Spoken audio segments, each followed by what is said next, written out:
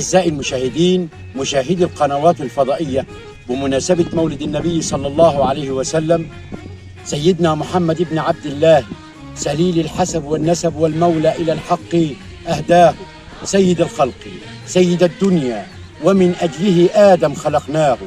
بنى دولة عالية المقام شامخة، وعلى العدل والحق والهدى بناها، بصدق وإخلاص ومحبة، وعلى الإيمان والتقى علاها.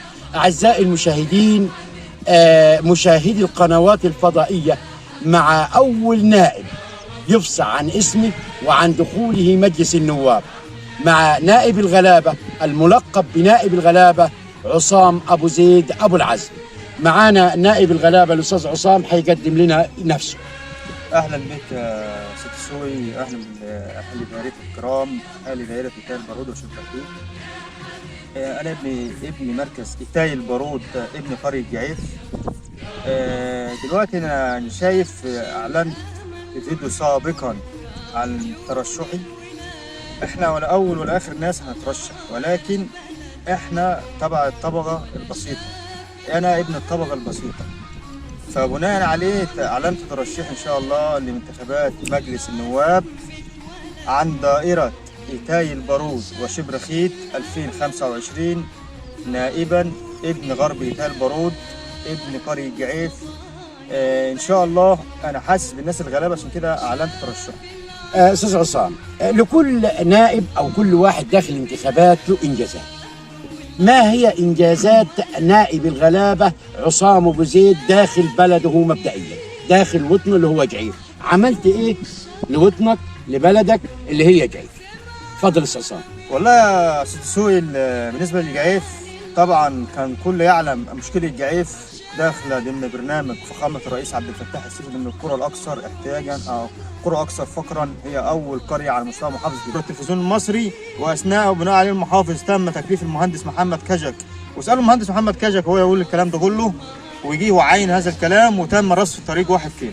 يعني ايه اللي انت عملته؟ عملت ايه وايه وايه وايه؟ وضح للناس بدون تفاصيل. احنا بنوضحه. تم رصف حوالي كيلو اسفلت، موقف تم عمل موقف لعزبة ابو مشفي، سعينا فيه والاخوه برضه، والناس سوت حضرتك سعيت والناس كلها ساعد برضه، بس احنا كنا ما انفجرنا هذه المشكله. تمام. برضه عملنا مشروع الصرف الصحي اللي هو تم استكماله، مجمع الخدمات اللي هو برضه بيتم استكماله دلوقتي، وهيتم ان شاء الله ننزله في حياه كريمه الفتره اللي جايه، وبنسعى دائما وابدا في مصالح الناس ومشاكل الناس.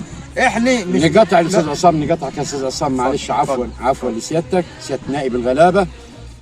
عصام ابو زيد كان كتفه في كتفي. عصام ابو زيد هو اللي علمنا دخول التلفزيون. عصام ابو زيد هو اللي جاب الاسفلت وجاب الموقف وجاب كل حاجه، عشان نكون واضح.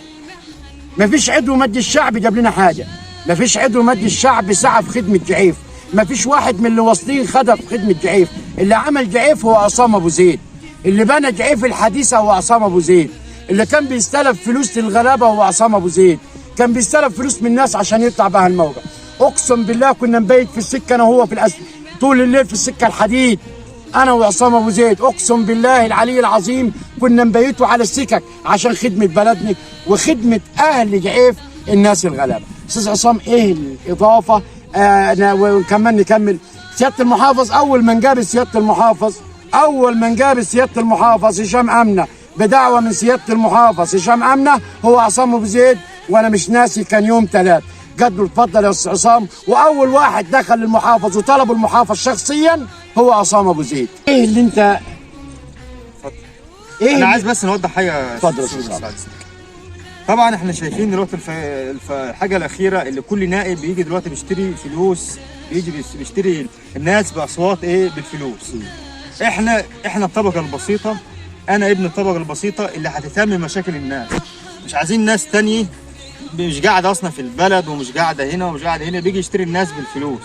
احنا انتوا بتدعمونا، احنا ورانا ناس تدعمنا زي حضراتكم دائما وابدا. يعني دائما وابدا احنا صوت الناس الغلابه، احنا بنحس بيكم، مش هنجيب ناس معاها فلوس. عفوا يا استاذ، في ناس بتيجي من بعيد، هم من سكان جعيف وبيجوا من بعيد، عملوا ملايين، معاهم ملايين، جايين هنا عشان ياخدوا المال وجايين ياخدوا السلطه على حس الناس الغلابه. اولا احنا ان شاء الله باذن الله دلوقتي جعيف على وشك ان يتقدم منها 3 نواب جعيف للإعلان والكل يسمع. في نائب من جعيف من سكان إيتاي وهو أساسا من جعيف، كان والده هنا أمس عشان داخل انتخابات مجلس النواب. فأنا بنقول للناس قدامكم المال وقدامكم السلطة، 3 حاجات. جعيف فيها 3 نواب، مال وسلطة ونائب غلابة.